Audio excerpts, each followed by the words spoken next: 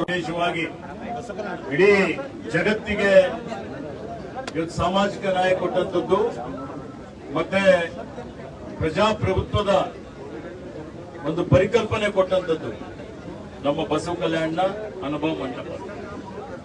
ಹೀಗಾಗಿ ಅನುಭವ ಮಂಟಪದಿಂದ ಇವತ್ತು ಚಾಮರಾಜನಗರದವರೆಗೆ ಈ ಮಾನವ ಸರಪಳಿ ಇವತ್ತು ನಡೀತದೆ. ಇದರ ಉದ್ದೇಶ ಸುಮಾರು 2800 ಕಿಲೋಮೀಟರ್. ಇಡೀ ಅನುಭವ ಮಂಟಪದಿಂದ ಚಾಮರಾಜನಗರದವರೆಗೆ 2800 ಕಿಲೋಮೀಟರ್ ಆಗುತ್ತೆ. ಬೀದರ್ ಜಿಲ್ಲೆಯಲ್ಲಿ ಬಸವ ಕಲ್ಯಾಣದಿಂದ ಹುಮ್ನಾಬಾದ್ನ ಹಳಿಕೇಡ್ಕೆವರೆಗೆ 45 ಕಿಲೋಮೀಟರ್ ಆಗ್ತದೆ. ಈ 45 ಕಿಲೋಮೀಟರ್ದಲ್ಲಿ ಸುಮಾರು 40,000 ಜನ, ಅದಕ್ಕಿಂತಲೂ ಜಾಸ್ತಿ ಜನ ಈ ಒಂದು ಮಾನವ ಸರಪಳಿ ಪ್ರಜಾಪ್ರಭುತ್ವದ ದಿನಾಚರಣೆಯ ಒಂದು ಈ ಕಾರ್ಯಕ್ರಮದಲ್ಲಿ ಭಾಗವಹಿಸುವವರಿದ್ದಾರೆ. ಈಗಾಗಲೇ ನಾನು ಒಂದು ಪ್ರಗತಿ ಪರಿಶೀಲನೆ ಸಭೆ ಮಾಡಿದ್ದೇನೆ. ಜಿಲ್ಲೆಯಲ್ಲಿ ನಮ್ಮ ಜಿಲ್ಲಾಧಿಕಾರಿಗಳು, ಮುಖ್ಯ ಕಾರ್ಯನಿರ್ವಾಹಕ ಅಧಿಕಾರಿಗಳು, ಪೊಲೀಸ್ ವರಿಷ್ಠಾಧಿಕಾರಿಗಳು ಅವರು ಸೇರಿ ಸುಮಾರು ಸಭೆಗಳನ್ನು ಮಾಡಿ ಎಲ್ಲಾ ರೀತಿಯಲ್ಲಿ ಸಿದ್ಧತೆಯನ್ನು ಮಾಡಿಕೊಂಡಿದ್ದಾರೆ.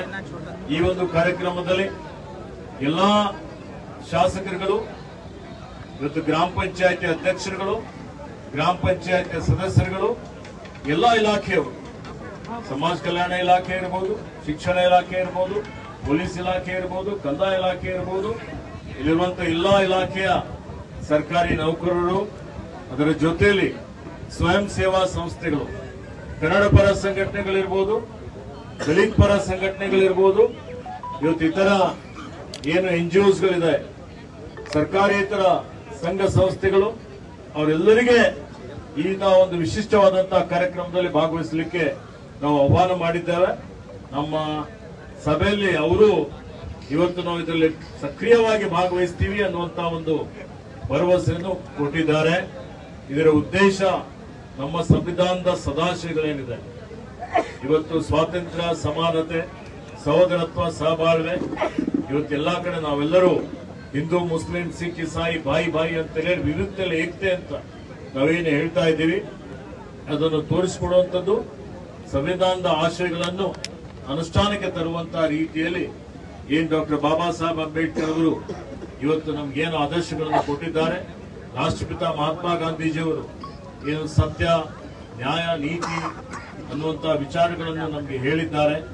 ಆ ಒಂದು ನಿಟ್ಟಿನಲ್ಲಿ ನಮ್ಮ ಮಕ್ಕಳಿಗೆ, ನಮ್ಮ ಎಲ್ಲಾ ಸಾರ್ವಜನಿಕರಿಗೆ ಎಲ್ಲರಲ್ಲೂ ಮತ್ತೆ ಪುನಃ ಇದ್ರ ಬಗ್ಗೆ ಜಾಗೃತಿ ಮೂಡಿಸಬೇಕು.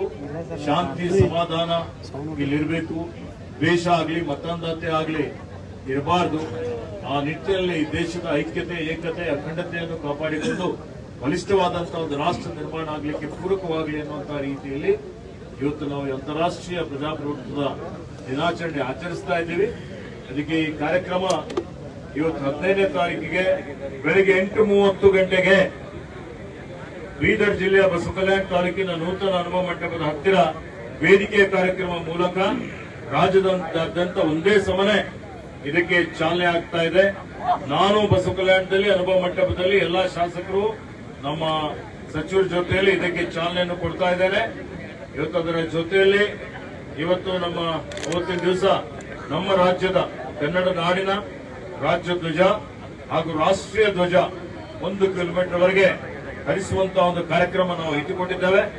9 ಗಂಟೆಗೆ ಅನುಭವ ಮಂಟಪದಿಂದ ತಹಶೀಲ್ ಕಚೇರಿ, DKDB, Bangla, Tadola, Hanumantawadi, Rajeshwar, Molkera, RTO check post ಇದರ ಮುಖಾಂತರ ಇವತ್ತು ನಾವು ಅಲ್ಲಿಂದ ಮುಸ್ತಾಪುರ್ ದರಿಯಿಂದ ಹಳಿಕೇಡ್ವಾಡಿ, ಹಳಿಕೇಡ್ ಕಿನ್ನಿ ವಾರ್ಡ್ವರೆಗೆ ಒಟ್ಟು 45 ಕಿಲೋಮೀಟರ್ ಮಾನವ ಸರಪಳಿ ರಚಿಸಿ ಇವತ್ತು ಅಂತಾರಾಷ್ಟ್ರೀಯ ದಿನಾಚರಣೆ ಕಾರ್ಯಕ್ರಮ ಮಾಡ್ತಾ ಇದ್ದೇವೆ.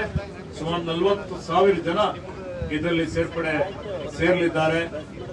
ಮತ್ತೆ ಎಲ್ಲಾ ಇಲಾಖೆಯವರು ಇದರಲ್ಲಿ ಭಾಗವಹಿಸುತ್ತಾರೆ.